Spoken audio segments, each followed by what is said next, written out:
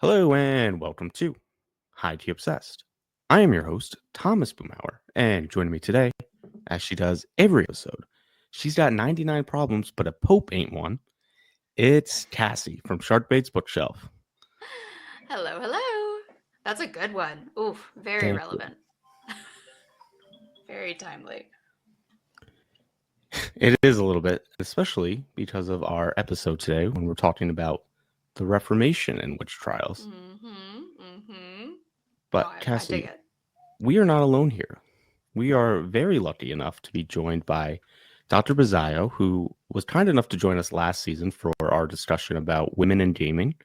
And if you haven't listened to that, I really recommend that everybody go out and check that out because it was, I thought, an incredibly illuminating conversation. And I think that, as we discussed on a previous episode, there's a lot of parallels between the witch trials that we've been discussing this season and some of the conversations that came up in that episode. Yeah. So, Dr. Bezio, thank you very much for joining us. Thank you so much for having me back. I love the fact that these are the two topics that I actually know something about. I think that was, we also love that. It was pretty awesome. For those who were not clever enough, not wise enough to tune in last season for our episode, Dr. Bezio is a professor of leadership studies and associate dean of academic studies at the University of Richmond's Jepson School of Leadership Studies. Her areas of specialization include leadership in literature, video games, and film, leadership in performance, and cultural and political history in early modern England, including Shakespeare. Dr. Bezio is the author of The Eye of the Crown, The Development and Evolution of the Elizabethan Secret Service, and Staging Power in Tudor and Stuart English History Plays, History, Political Thought, and the Redefinition of Sovereignty, as well as numerous journal articles and book chapters. And as we learned last episode, and much to our delight, she's also a company member and technical director for Host of Sparrow's Aerial Circus. Yep. I like to collect fun things. Yes, very much so. And I still am not over the circus element. I think that is definitely the most unique thing of anyone that we've had on the podcast, probably. Yeah, it seems like it. Well, should you ever want to talk about circus clowning, I can help you there too. Okay. That is just goals right there. We now need to have an episode all about circus performing and clowns specifically. I bet there's some solid parallels between like the persecution of witches and the way people feel about circus performers, you know? Only post Stephen King. It absolutely destroyed the entire aesthetic history of clowns and clowning. So thanks for that one, Stephen. Well, this is not Stephen King friendly podcast, so that's fine. True. Excellent. Never read a single book. So we're excited to chat with you about the Reformation witch trials today. But before we do that, Cassie, could you tell our audience where to find us? Absolutely. You can find us on Instagram, Threads, and YouTube at Highkey Obsessed Podcast. You can find me on TikTok and Instagram at Sharkbait's Bookshelf.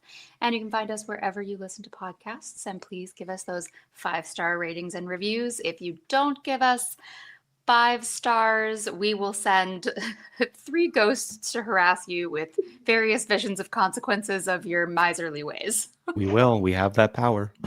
All right. So this season, it seems like practically every episode, and I think in fact every episode, the relationship between the Reformation and witch trials and witch hunts in the 16th and 17th century, it comes up again and again. We've talked about it a lot, which is why we've been so excited for this episode, and Dr. Bezio, why we wanted to bring you on, because it's complicated. But before we get into it, Cassie, could you give our audience, a little primer, a little teaser on the Reformation, just to level set? Yeah, absolutely. So the Reformation was a religious revolution during the 16th century led by Martin Luther and John Calvin and their followers. And while it began ostensibly with calls for change to the Catholic Church, it resulted in the foundation of Protestantism and led to, or at least accelerated the timelines are a little overlapping, but accelerated the Counter-Reformation within the Catholic Church itself in the 16th and early 17th centuries. For the most part, when I've been talking about the Reformation throughout this season, we're talking about the Protestant Reformation for the most part, but generally about the changes that to organized Christian religion and the related cultural changes that came about at the time. Our Dr. Bezio, our hypothesis is that, not hypothesis necessarily, but what we have gleaned throughout our research for this season is that the Catholic Church, while it did prosecute witch trials and people accused of witchcraft, for the most part, until this time period, until the Reformation and the, kind of changes to the way women were treated as part of the, generally in the culture, to other changes that came about at this time, the way witch trials were persecuted changed completely. And they were generally not ones done by the Catholic Church or like the Inquisition or any official Catholic branch, but more secular and or Protestant-led governments.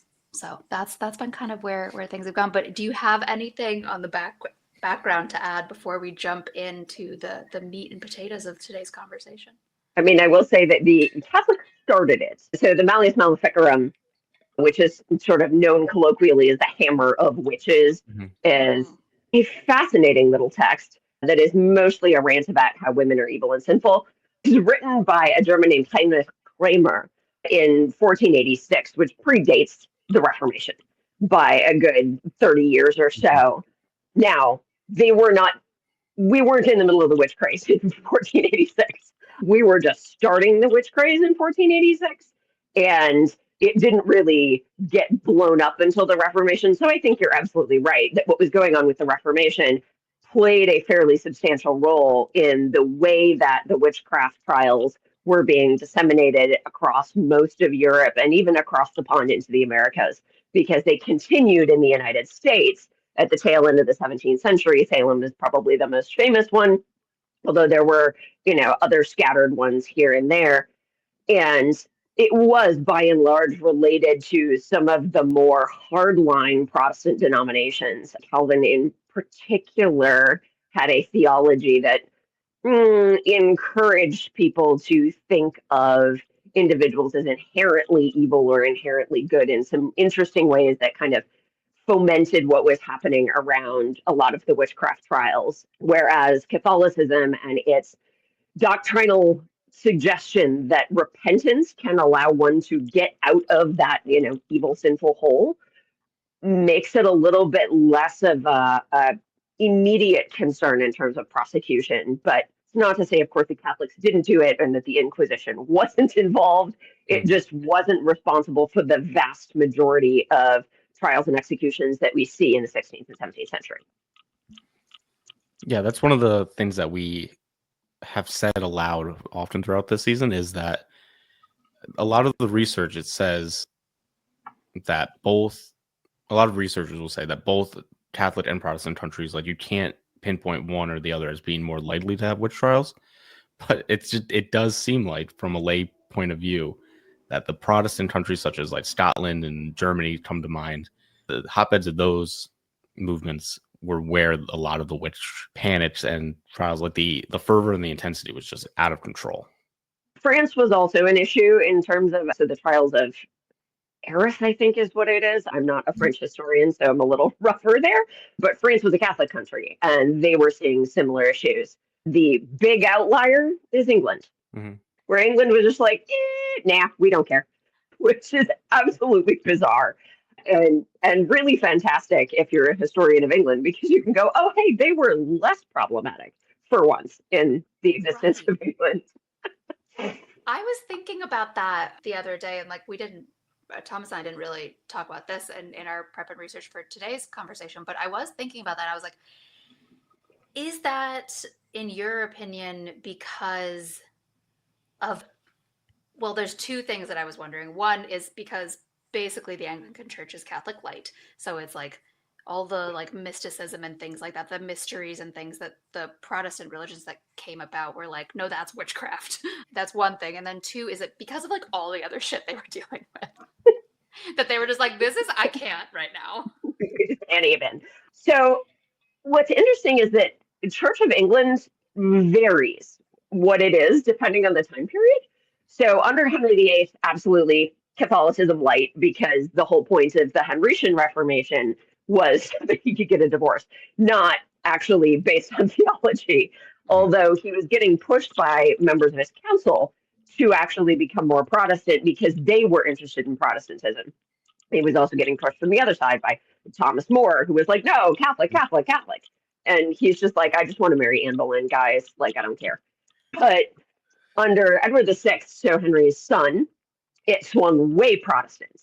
And this is what we call the stripping of the altars that happened during the 7.5 years of Edward's reign, where he was whitewashing churches. They were knocking out stained glass windows, pilfering objects from altars, taking altar cloths, literally stripping the altars, doing all of that stuff and pushing it far, far sort of into more radical Protestantism. And then, of course, Edward dies. Mary takes the throne. We switch back to Catholicism.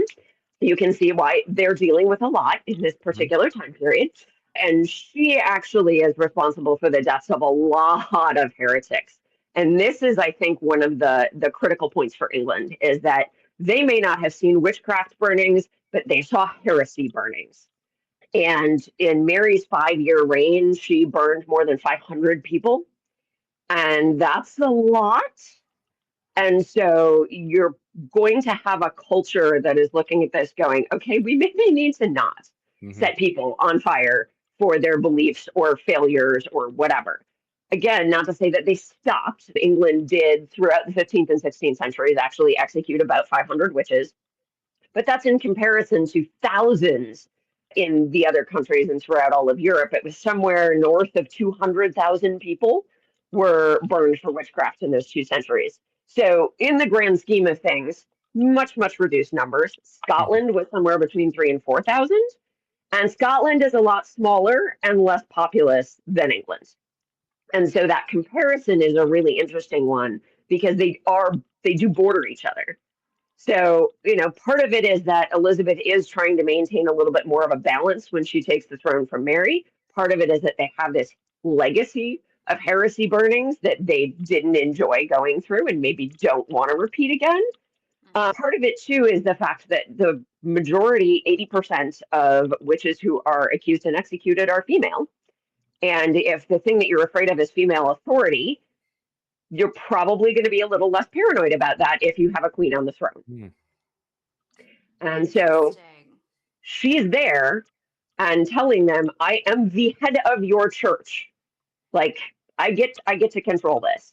And so this, from that leadership studies perspective, the fact that you have a woman in authority means that women in authority, because she wasn't doing a terrible job, are not viewed with as much anxiety on the social level as they are in other countries that are primarily patriarchal and are being run by a king or a king and his family. It's that, oh, right, women can do things, and that isn't quite as scary as maybe we thought. And so I think that's also at play there. And, finally, it's England. They have their own weird way of doing everything that goes pretty much all the way back to 426 when the Romans left, and they decided that they were just not going to have an absolute monarchy. And so anxiety, like, everybody is used to being a part of community participation. The way that some of the lower orders of government, so shire reeves, they had juries, they had all of those things. They knew each other. They engaged with each other on a civic level to a degree that was far less common in other parts of Europe. And so if you literally know everybody because this is part of your social structure, you're probably going to be less inclined to run around and accuse people of witchcraft because you already know that they're not doing that. So there's a lot of really interesting factors that kind of get brought up when people raise the big question of, well, why did England not do this? And I think they all play a role, some greater or lesser, and I don't have the magic equation of what percent goes where, but there are a lot of factors there, which is why we don't have one answer. But I think they're all at work. But what gets really interesting is when we hit 1603, because James the Sixth of Scotland, King of Scotland, whole drama around witch trials, and he's just like, yes, witches are evil. He writes a book called Demonology, where he's talking about demons and witches and Satan and all of this stuff. And then he gets to England, and they're like, nah. And he actually he gets into a fight with a guy whose name is Scott, because Scott has written something called The Discovery of Witches. And it is literally an expose on how witchcraft, am I allowed to swear on this podcast? Yes, you are. Oh, yeah. Okay, witchcraft is bullshit. Right? It's all literal smoke and mirrors. Mhm. You know, he's got diagrams for how people like decapitate each other and have a living talking head. He's got what may be the first diagram of the arrow going through your head on a headband thing that everybody buys all over the place at like state fairs now. He is basically unmasking all of these magical illusions as being complete farce. Mm-hmm. And James gets super mad and like it basically forces him to issue a formal apology to be like, yes, there are fake witches, but there are also real witches, because James believes in it. And, you know, he is from a more radical Puritan or Presbyterian, in the case of the Scottish Kirk, backgrounds. Mm-hmm. Not that he necessarily follows that doctrine, but he comes from a more strictly religious, almost Calvinistic upbringing. And so, again, there's that interesting Reformation tie, which England is its own brand of Protestantism. They're, you know, closer to Lutheranism than anything else, but they're really not into the whole Calvinistic thing, at least until the English Civil War. But that's a completely different podcast. It is. Yeah. Well, and kind of moving back, we did a whole episode on the Scottish witch trials, which, and we also did the Malleus Maleficarum. And I'm curious, you know, one of the things that we've talked about, and that has come up a lot this season, is the parallels to today. And I'm curious, you know, how did the religious upheaval, specifically, again, the cultural stuff too, but the religious upheaval of the Reformation impact kind of ordinary people's fears of witchcraft or the unknown in general? Like, did it make them more susceptible to those, at the time, fringe theories like the Malleus Maleficarum, or was it more, and or both, simply a question of pushing back against change? So, you know, and I think that last and or both is probably, again, the right answer. Mm-hmm. What gets really interesting is thinking about when and where you see this surface, because it is almost never in most places one, right? You don't often get this, oh, there's just this one. It does this regional spreading thing. And so when you get these trials, it's not every now and then, yes, it is one. It's like one person who's particularly problematic or particularly wealthy or particularly whatever. Mm-hmm. But in a lot of cases, it spirals and becomes kind of a regional thing. The way that we think of it happening in Salem, where it absolutely spiraled out from one person's problems to many problems. And what's really challenging about dealing with the causes is that we don't have a lot of documentation from the perspective of the people who initiate these accusations. We get documentation once we get to the court system.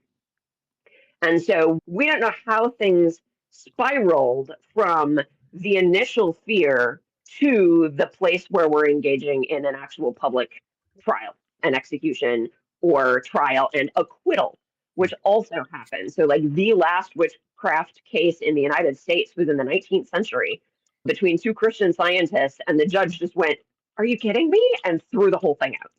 Oh, interesting. So like it's, you know, we see the ones, generally speaking, where something happens. So like Salem being a good example is it begins with two little girls, by the way, who probably had PTSD because they watched their parents get murdered in King Philip's War. And so, of course, they're going to have night terrors. Mm-hmm. And part of night terrors is that paralysis, the sleep paralysis. And they don't know what that is. They don't know why they're seeing those things. They don't know why they're waking up and are unable to move.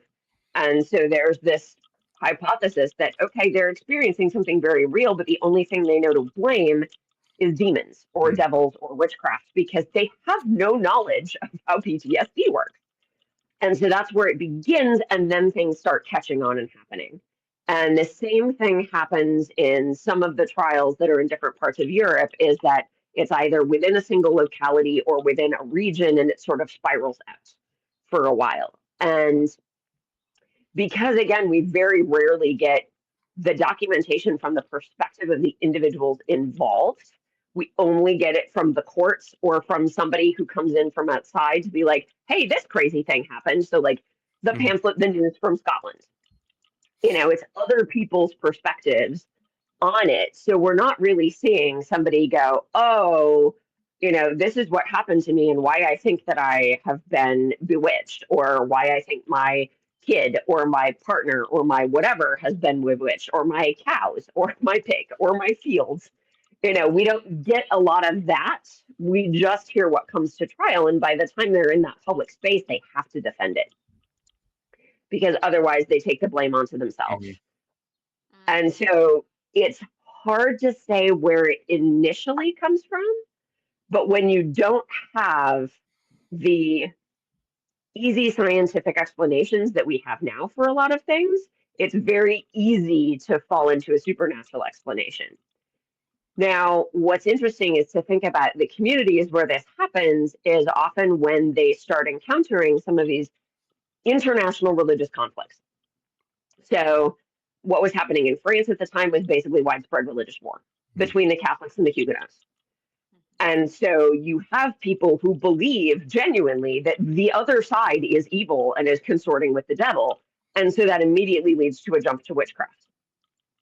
And so you're going to see the same thing where you have any community where there's a Reformation position and a Catholic position, is that they're each going to accuse each other of that heresy, because witchcraft ultimately is a heresy charge. And so that's going to be coming up. And in some places it goes heresy, like it did under Mary in England. And in some places it's going to go witchcraft, because it depends on what they're doing and what the community looks like. And so where you have folk magic hitting these sort of religious conflicts, and it goes both ways, right? You have Catholics accusing Protestants and Protestants accusing Catholics, and you have these folk magic practitioners on both sides, which also gets really interesting because most types of folk magic include prayers. But are they praying in Latin? Oh, well, then the Protestants are going to go after them. If they're praying in whatever their vernacular is, then the Catholics are going to go after them. And often if they're praying in Latin, they don't actually speak Latin. So they're getting it wrong. Speaking in tongues, that's all I know. And yes. They're also going after Jews, though. That also gets really interesting.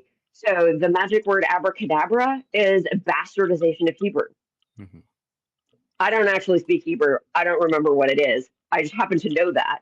And so you're also getting Jewish communities in a lot of these European countries, continental European countries, that are getting pulled into these witchcraft and heresy executions because they are believed to be connected to this, because they're speaking a language that nobody else understands.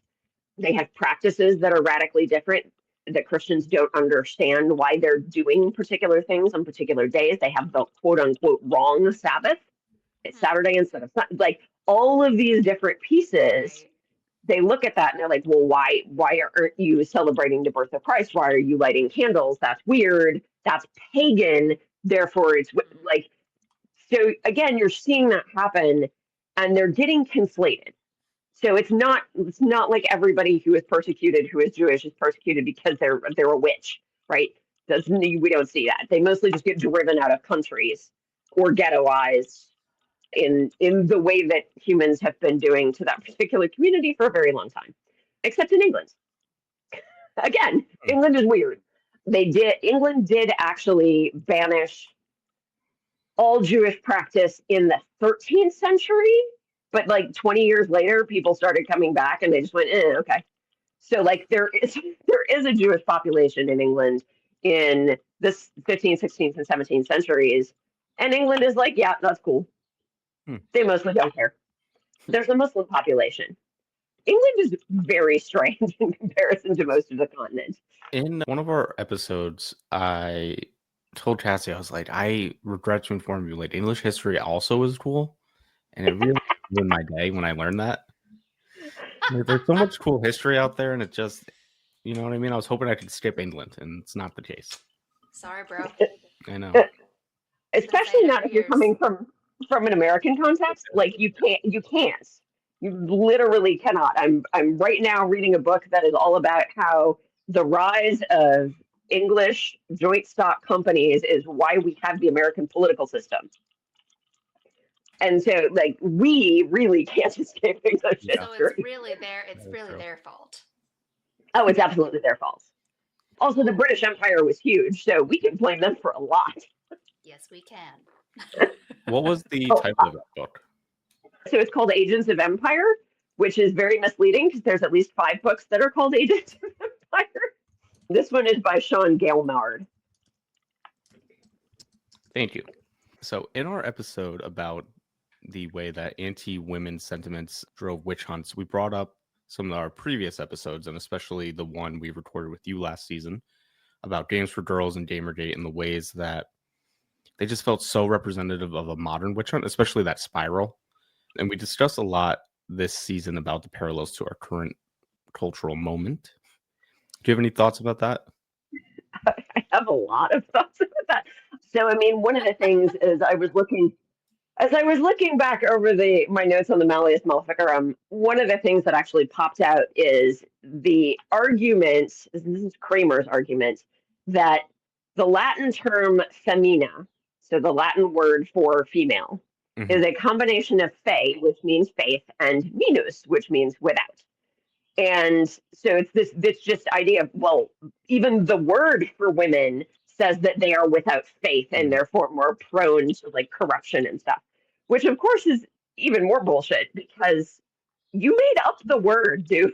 Like, you can't then use that. But, you know, so that idea of fixating on very surface level things as justification for something fundamental, I think one is something that happens throughout the witch trials, but also happens throughout a lot of sham trials that we see, whether it's you know, for white collar crime or blue collar crime. You know, it's like the OJ, if the glove does not fit, you must acquit. It's like that has nothing to do with nothing, basically. That's like, has he taken his arthritis anti-inflammatories today or not? Like, that's what we're actually asking. But it creates this paradigm in which you must come to a particular conclusion if you accept that if glove fits, then guilty. If glove does not fit, then not guilty. And so there's this weird perversion of logic that is also a hallmark of Gamergate, but a hallmark of online internet troll arguing just in general, that comes back again and again and again.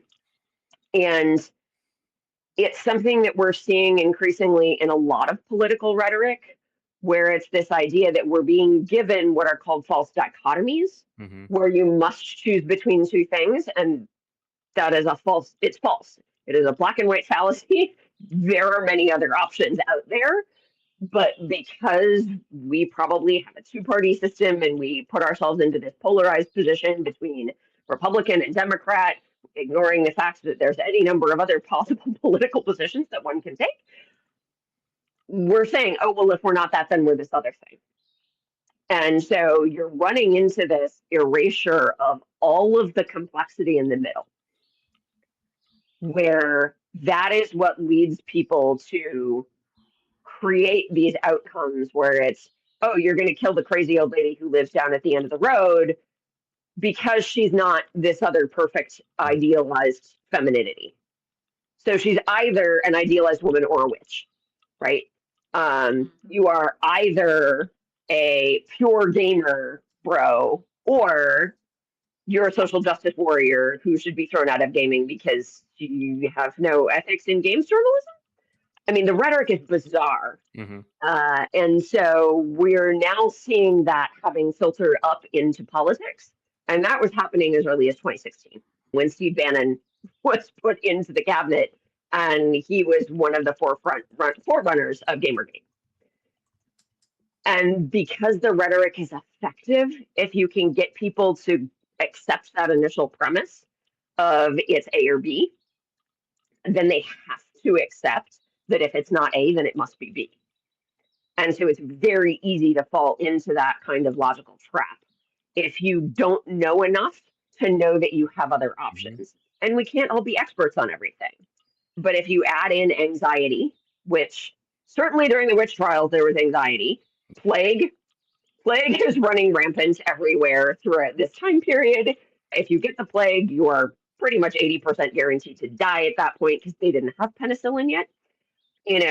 There's religious wars. Even in England, they're deeply paranoid about this because the Catholics keep trying to murder their queen.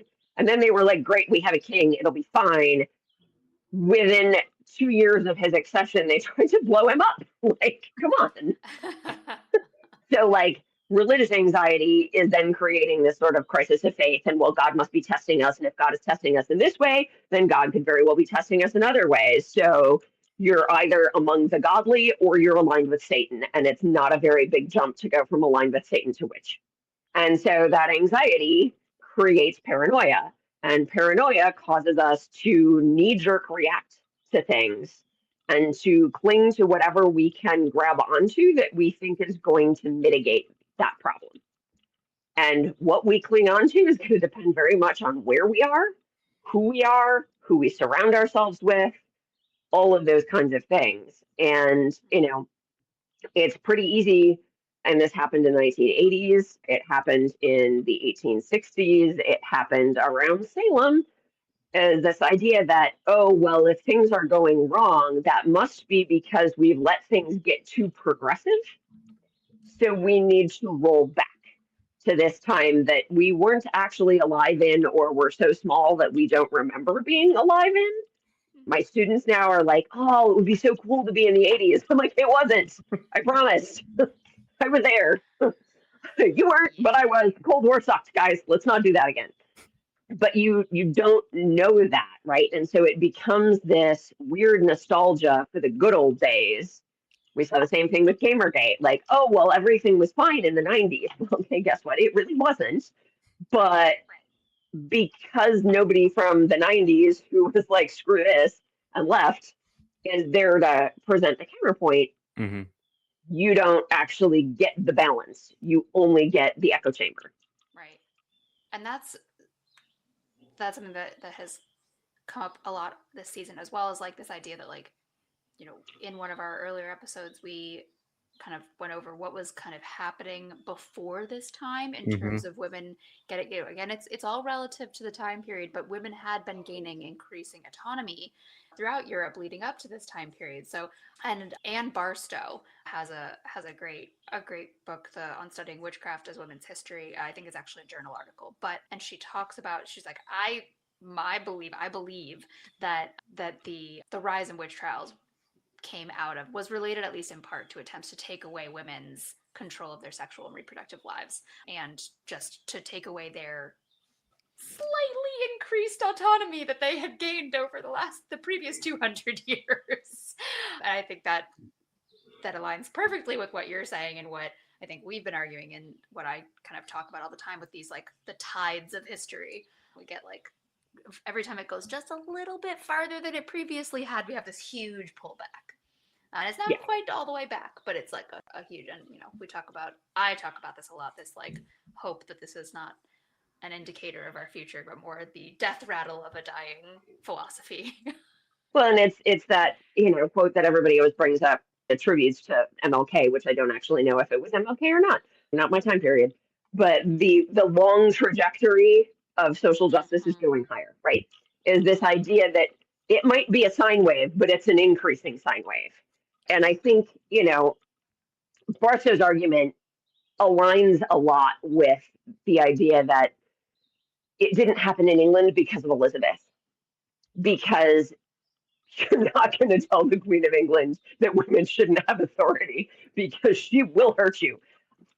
And that actually was a thing. So John Knox, who wrote the fabulously titled First Trumpet Blast Against the Monstrous Regiment of Women. My favorite. Just so great. I hate him so much. It's actually probably unhealthy. It's just like how to say you're a misogynist without exactly using the term. But, he wrote that, and then she took the throne, and he was like, oh, here's the second blast, in which he's like, it's okay if you're doing everything right, which, it's the not like other girls trope, right? Like, we're playing this game in the 16th century, and it's really interesting because she basically just looks at him and goes, "Oh, stop it. I know what you're doing. Like, I get it. I've played this game."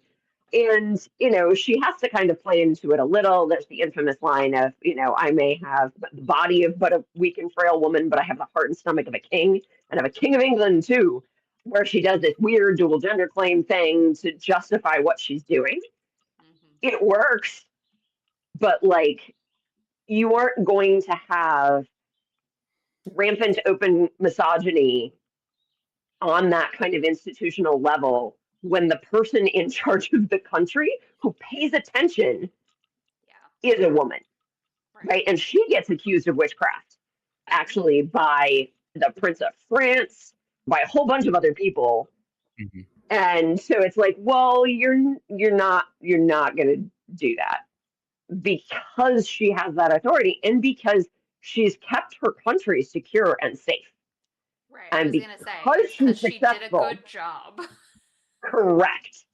Like, people absolutely were all about trashing Mary. That's where the term Bloody Mary comes from, right? Is that, nope, they did not like Mary, Queen of Scots either. Of course, she, tried to murder her husband twice.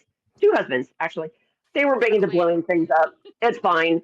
But, like, thinking about the fact that there is this anxiety, and it's, to come back to the Reformation, in part the fault of the Reformation for increasing literacy, as by making all of these prayers and texts and services and everything in the vernacular, all of a sudden women have access to the biblical texts, to the verses, to all of these things. They understand it. They don't have to learn Latin to understand what is being said in the Mass. And so instead of it just being upper class women, you now have the sort of merchant classes have access to this because they need to be literate and numerate to do their jobs. And as that then becomes more widespread, you also have, of course, Gutenberg printing press happening at the same time as the Reformation, which enables the Reformation to spread the way it does. If they didn't have the printing press, the Reformation would have gone down very differently. How? Can't say. But it would have been different. Because, like, the Tyndale Bible, the Gutenberg Bible, like, literally the same Gutenberg press, Gutenberg Bible, like, that idea that having vernacular text available meant that it suddenly was accessible to women in a way that it had never been before. And so women then become major drivers for reform within religion, where they were already active in their church communities because that's the only place that women can have a public space. You do, of course, have educated women before that, but they're kind of funky. If you think about Hildegard of Bingen, she's a mystic, Sor Juana Inés de la Cruz, Teresa of Avila. These are women who are educated, they're writing. Juana is like crazy feminist. If you read her poetry, she's basically like, yeah, men suck. They don't know how to control their emotions. They blame women for everything. They want us to sleep with them, and then they call us sluts, except in early modern Spanish. So, but all fair. No notes. Right? Like, she is not wrong. And so you get over and over women who are becoming literate, who are starting to publish their own poetry. Queen Elizabeth wrote prayers and poems. Some of the prayers were published. She had her speeches recorded and published. And so women are entering into that public space. They're literate, they're capable of communicating. And once they're able to see that other women also feel the same way, it becomes a movement. Now, will they call it feminism? No, they didn't have that term. But there are absolutely women arguing that there is no reason why my brain is any worse than his brain. And there's actually a whole pamphlet war that happens in England during this period where men are publishing pamphlets where they're like, women are becoming too mannish. And then there's a counter pamphlet that's written by a woman that's like, well, we wouldn't have to be mannish if you weren't so like girly. And there are drawings, and it's hilarious. I love that. The original clapback. It's pretty great. But you are seeing this happen in large part because of the Reformation pushed literacy.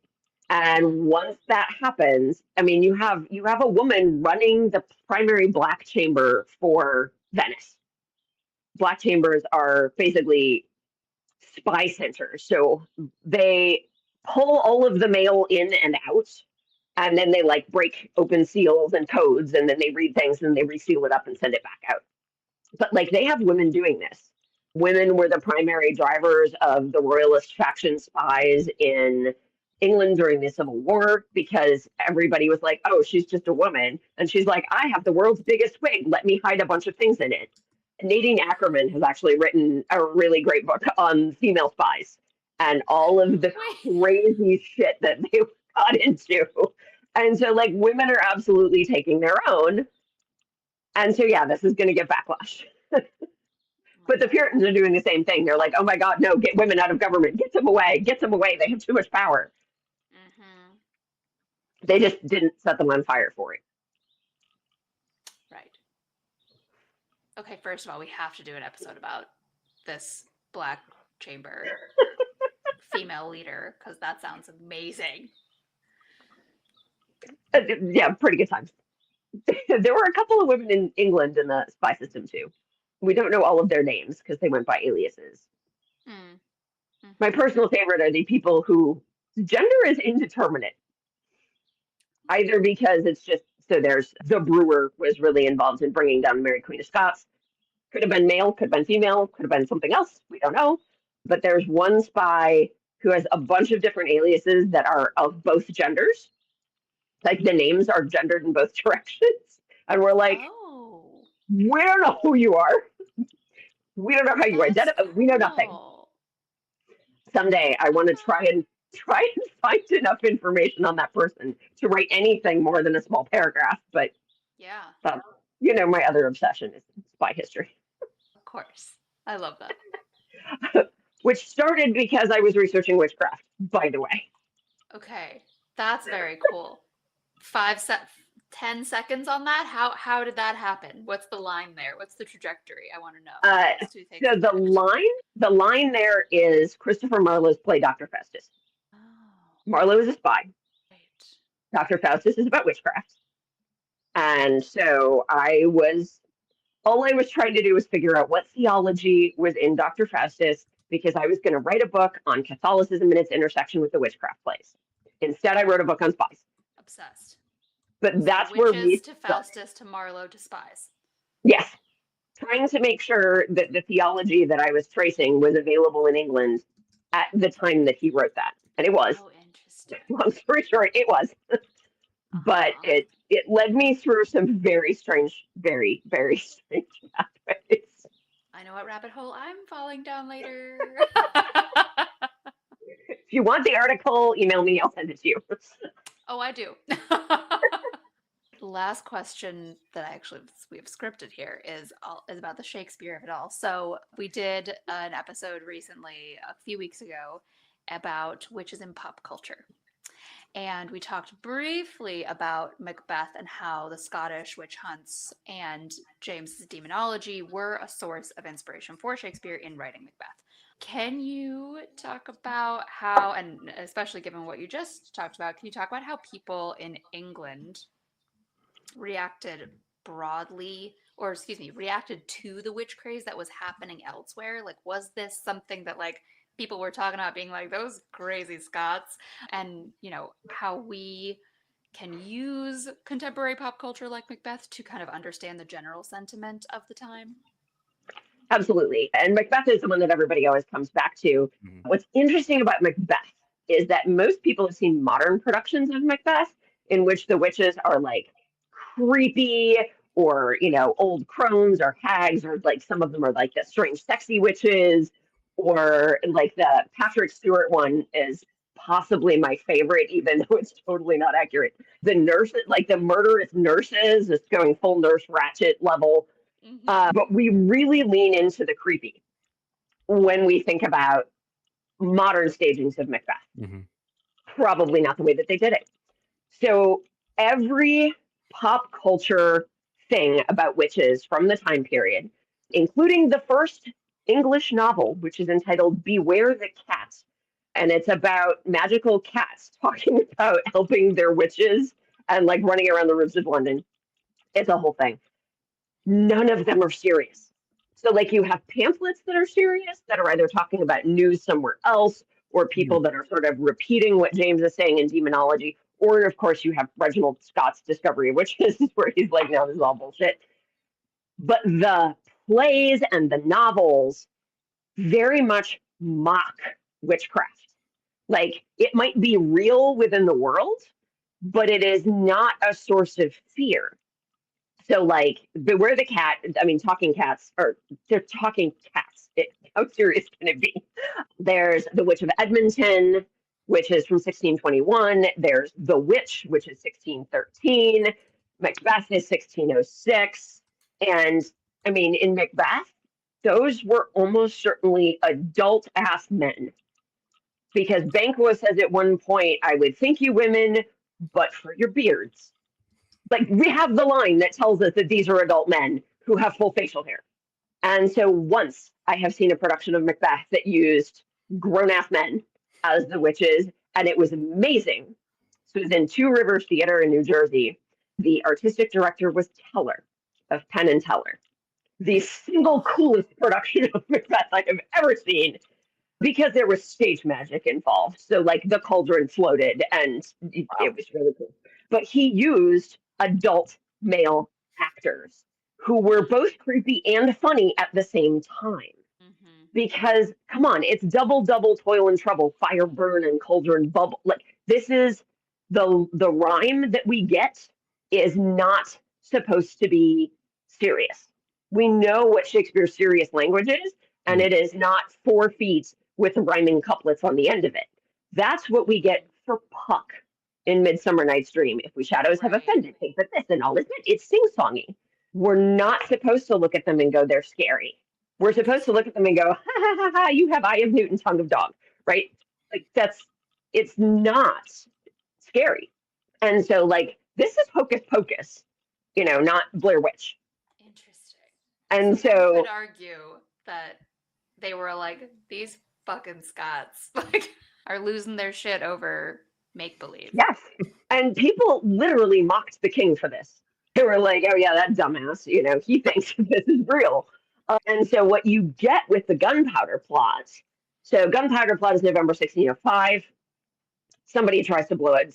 12 Catholics, including Guy Fawkes, put a bunch of barrels of gunpowder in the basement of Parliament. And if they had succeeded, this would have actually been really catastrophic. We don't really understand what 32 barrels of gunpowder ignited would do, but it would have leveled all of Whitehall and blown out most of the windows in Westminster Abbey. Like this, it would have been devastating, both architecturally and would have killed everyone in the building. Wow. So this is a big deal. This is like Oklahoma City bombing Twin Towers level of terrorism, which we don't think about because all we see is the little Guy Fawkes mask guy on Bonfire Night. Actually kind of terrifying, but they turn it into this other thing to take some of that fear out, which I think is also what's happening with the witches, right? Is that they're like, look, y'all don't need anything else to be afraid of. We got Catholics who just tried to blow up the king. Here is something that we know isn't real, and that's where we're going to go with this, right? We're going to create these figures of sort of comic mockery so we can say, they're a stand-in for Catholics. This is where that book project started, right? Is that witches become a stand-in for Catholicism so that they can mock it without having to actually mock it. You see it with Dr. Faustus. So like we all think of like the Faustian bargain and writing your name in blood. And whenever we see that in modern films, it's like creepy and weird and demonic and horrible things happen. He uses his powers to throw grapes at the Pope while invisible. Sorry, there is a Pope in this episode. To throw grapes at the Pope while invisible, to turn a guy's horse into straw. Like, all he does is play practical jokes. Right. Like, there is nothing serious about any of the witchcraft plays that we're seeing hit the stages that have lived. I mean, there might have been some that got deleted, but they just aren't. They're not taking it seriously. And you don't do that to things that you think are genuinely real. Yeah. Now, is this stuff circulating in the rural parts of the country? No, it's not. Then that's where most of the trials are. Right. Was Macbeth a commission? That wasn't commissioned by anyone. Not specific. Well, so most of the plays most of, not all, but most of Shakespeare's plays were not specifically commissioned. They were written because somebody went, okay, you are now in the Lord Chamberlain's Men. At 1606, he was in the King's Men. So everything he wrote was for James, but that one was not for a specific occasion. So like Twelfth Night was written for Twelfth Night, not shocking. The Tempest was written for Princess Elizabeth's wedding. But most of the other ones, he was just going, here's a play. I need to make money. Here's a play. Here's a play. And then a lot of them would get recommissioned to be played at court. Okay. I was just curious there, like with that, like if there was like a, hey, make these funny, or if that was just what was funny at the time and that was culturally relevant. Yeah. And it kept being culturally relevant. Like it's, we're going, so Beware the Cat was written in the reign of Queen Mary. And we've got stuff all the way through to the closing of the theaters in 1642 as the witchcraft is sprinkled throughout. It's all that way.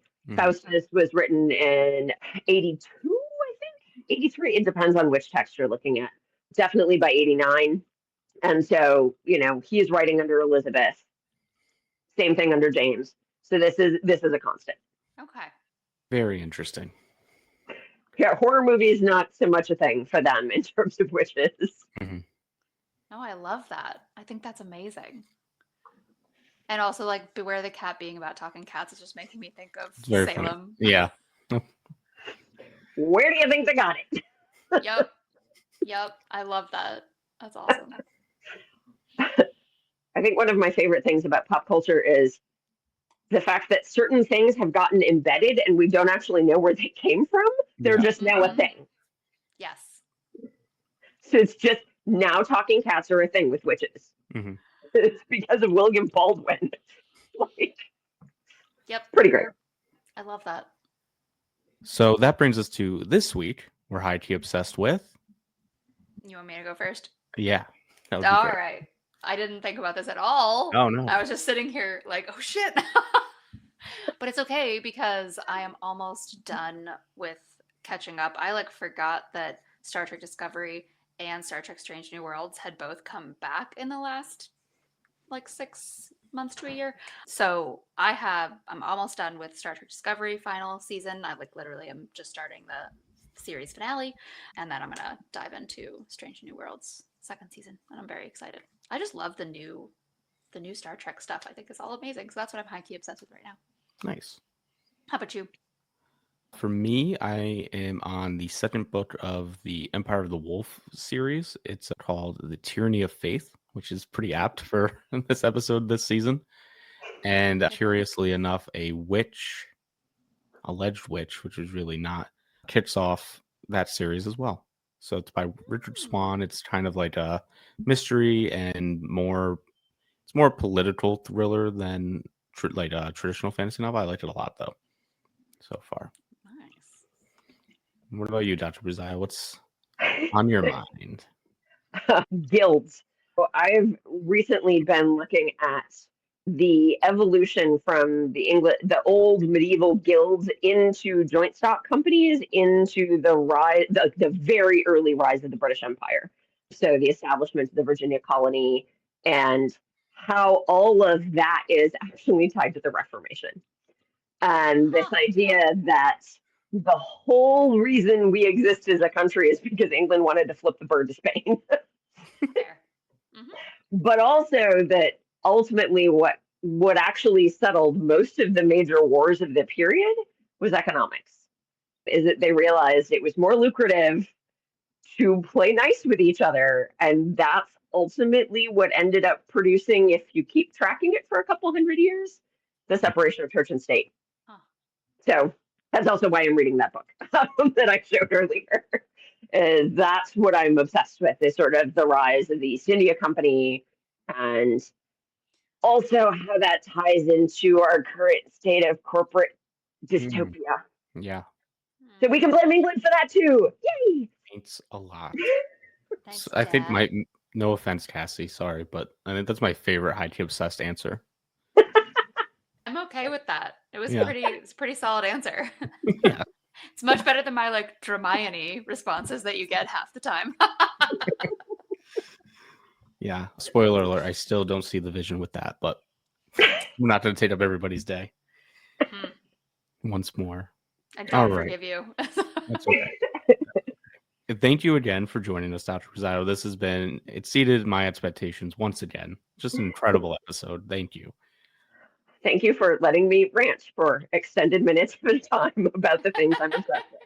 Anytime. Before we go, is there anything you want to plug? Anything that people should be on the lookout from you? I'm an academic. I don't do things that people want to read. Except me, apparently. Yeah, I think us. We're the audience, but I mean, anybody wants to read anything, that's great. But, unlike figures in pop culture, I don't actually make money off of it. So that's fun. all right. So, all you lovely listeners out there, be sure to check out the podcast on Instagram, Threads, and YouTube at Highkey Obsessed Podcast. Follow Cassie at Sharp-Rated Bookshelf on Instagram and TikTok. Drop those 5-star ratings and reviews on the podcast platform of your choice. If you don't give us 5 stars, we will withhold crucial context while making absurd historical generalizations that you will ultimately repeat, perhaps at a dinner party, which will make you look pretty foolish. Pretty foolish. That is a fate worse than death. Yeah. So until next time, remember, there's no place like home.